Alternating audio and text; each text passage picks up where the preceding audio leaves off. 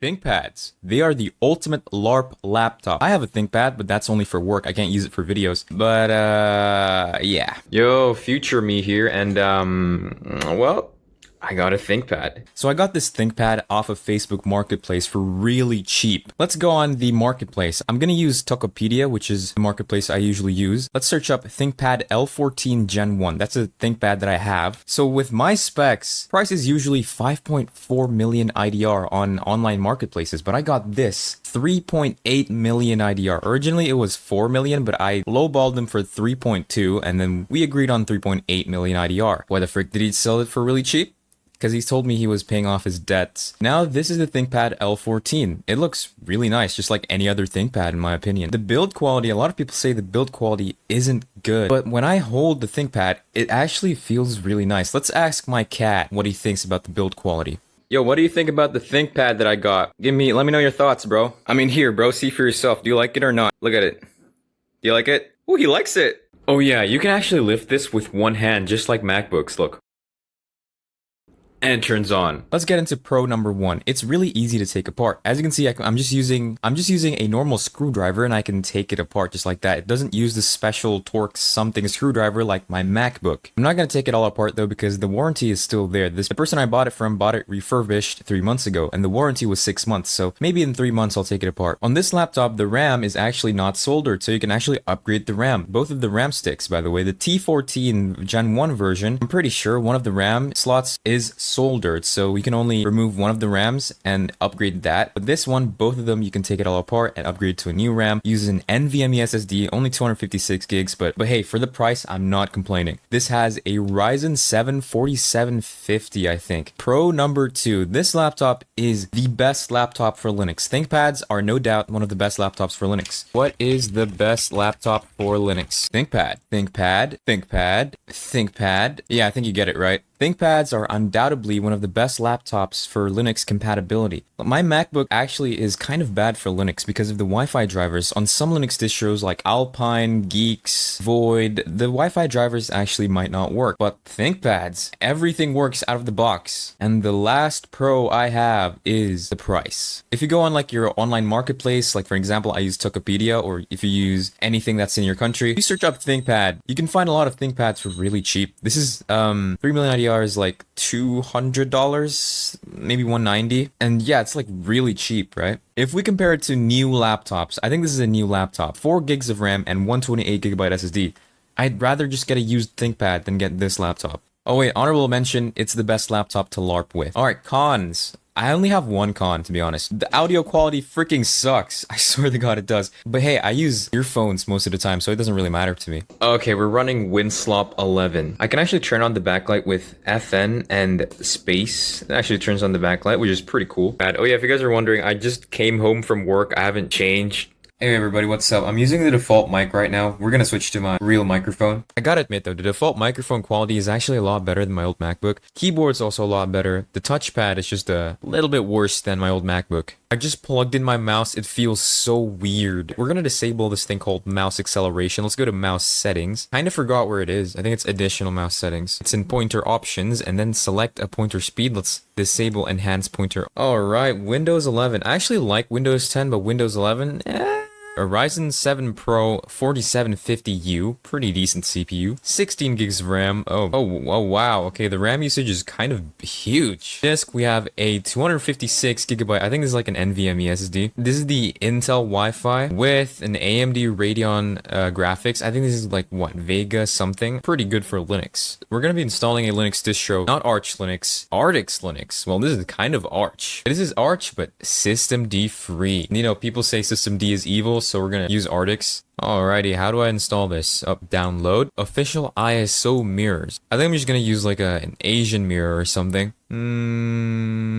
There's no Asian mirrors. Korea is still kind of far from my country though. We're gonna do OpenRC because I want to do OpenRC. I'm gonna install this one. Boink. Okay, let's see the download speed. Oh, it's actually not bad. Okay, let's wait 10 minutes now. No, 9 minutes, 7 minutes. Okay, I'll get back to you guys when this is done downloading. Oh yeah, we're gonna be installing Ventoy because a lot of you guys say say? Ventoy is more LARP than sudodd or Rufus. Ventoy is an open source tool to create bootable USB drive for ISO, WIM, IMG, and a bunch of other files. How do I download Ventoy? Oh, it's here. Downloads. We have 3 files.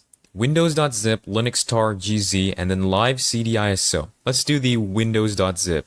This laptop actually doesn't have a lot of USB-A ports, but it has a bunch of USB-C ports. Alrighty, let's just go ahead and download the latest Ventoy version. Your download will start shortly. Why is this taking so long? Yo, hello, I want to download Ventoy. Oh, well, Artix is done downloading. Let's go. 30 seconds. Both Ventoy and Artix are done downloading. Wait, what's this? Your device is at risk of being out of date. No, Windows, I don't want to update. Let's go ahead and unzip Ventoy. And I think I just press extract all. Extract. Ventoy 1117. Which one do I... Oh, I think it's Ventoy 2 disk. Let's double click this. Let's put it on my 32GB SanDisk Cruiser Blade. I'm gonna go ahead and install this. Do you want to continue? Yes.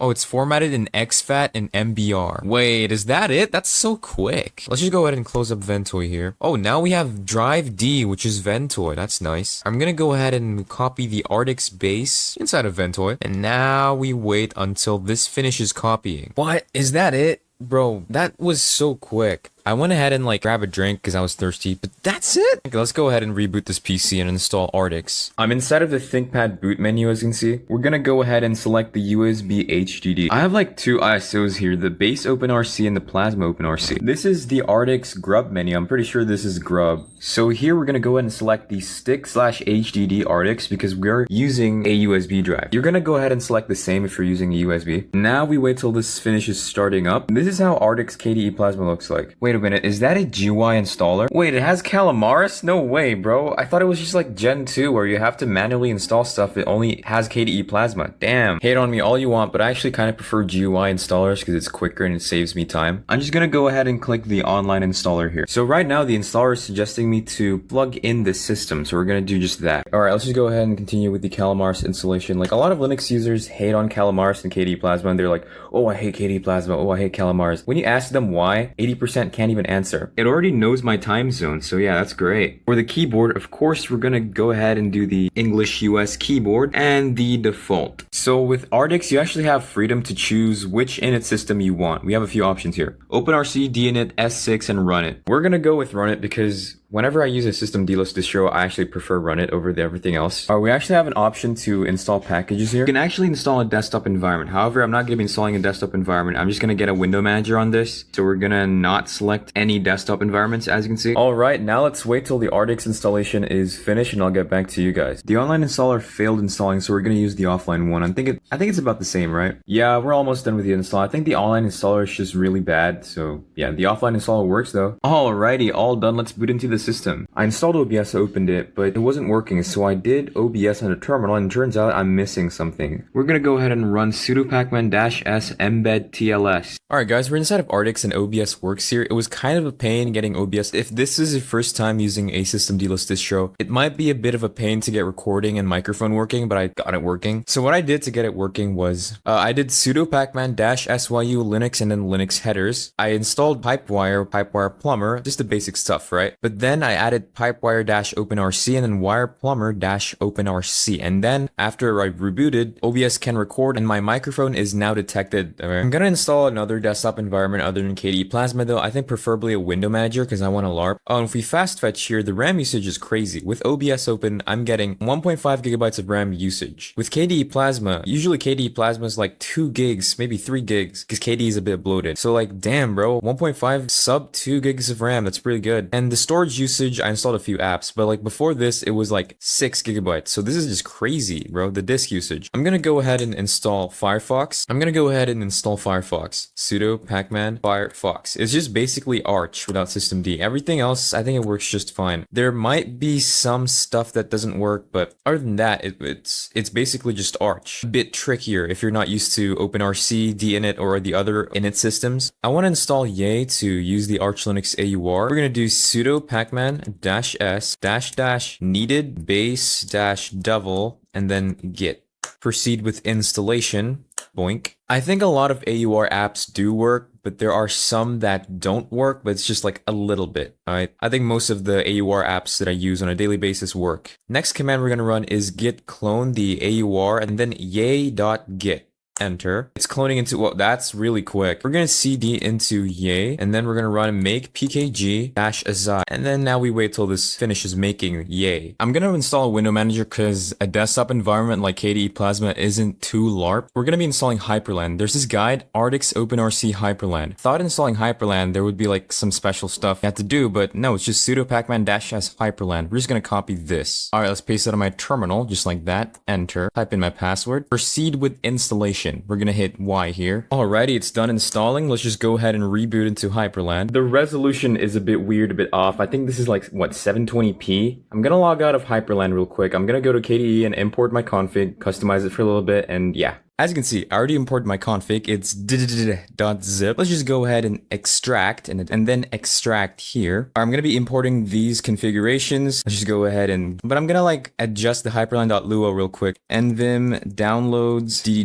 /hyprland.lua. So over here, as you can see, mode is set to 144 Hertz. This will not work on this Lenovo laptop. So I'm going to change the 144 Hertz to 60, just like that. Alrighty, after that, let's just go ahead and right quit. I'm gonna install like I'm gonna install brightness CTL, sudo pacman. So like I can adjust my brightness on my laptop screen because I don't want to have it on 100% brightness all the time. Let's just go ahead and enter. Oh wait, I have one more. PA mixer. All right, enter. Oh wait, I had a typo, brightness CTL. Hey, there we go. Let's hit enter here. Proceed with installation. Yes. And now we wait. Oh, what? It's done? That's so quick. Oh yeah, can't forget, we need to import all of these into .config. I'm going to copy these. I'm inside of .config now. All right, so as you can see, we already have a hyprland.lua. Let's go ahead and move to trash. Paste my Hyprland configuration. Go back to my DDD folder and then copy the rest. All right, now I'm going to paste it in just like that. Apply to all and then write info. All right, now let's go ahead and go to Hyprland. We're inside of Hyprland with my config loaded. It works just fine. But you can see this isn't loaded and these aren't loaded because I haven't installed a nerd font. What I'm going to do now is sudo pacman -s ttf-iosevka and then dash. We're going to install the nerd variant. Now we're going to go ahead and hit enter here. I'm pretty sure that's the right font name. Yep. Let's just go ahead and download this font real quick. I think before we do anything else, let's get a wallpaper because I don't have a wallpaper right now. And oh yeah, the fonts already work. Let's go ahead and get a wallpaper, right? Let's go ahead and open my browser. We're going to go ahead and go to Rosepine Wallpapers. Oh wait, do I need to set a DNS? Oh wait, is DuckDuckGo unbanned in my country? No way, but it's really slow though for some reason. Alright, let's go ahead and click this GitHub repository. Boink. And then I'm gonna go ahead and click Minecraft, because this is the wallpaper that I usually use. And then I'm gonna pick Snowpine Forest PNG. Alright, let's test it out with this command. Enter. Oh yes, it works. This looks way better than the original wallpaper. I'm gonna go ahead and copy this command and we'll paste this inside of my Hyprland config. So on this config, I'm using MPV paper because my PC has an animated wallpaper. Now we paste that command. Alright, now let's do right quit, enter. I haven't installed this program that I usually install. It's a-s fetch-git. Yep, I haven't installed fetch-git. Let's see if the Artix Linux logo looks good inside of fetch-git. Oh wait, it actually looks pretty decent. It doesn't look as bad as Ubuntu or FreeBSD. This looks pretty good, yeah. Dude, this is good, man. I really like Artix. Now we're gonna put this to the ultimate test. We're gonna play Minecraft. Oh yeah, I forgot to mention the temperatures are actually also really good. While recording, the temperatures are 50 to 60, which indicates that this laptop has been repasted recently. Oh wow, the FPS is really good. For reference, I'm using 16 chunks as my render distance, and I'm just using the default settings, fancy graphics and stuff. The FPS is good, 240 plus FPS. Wow, okay. This laptop can actually play Minecraft and run it really well. Okay, I mean, hey, I'm not disappointed at all, man. This is great. Overall, this laptop is really solid, worth the price. If you can find this really cheap on Facebook, buy it, bro. Seriously, this laptop is so good.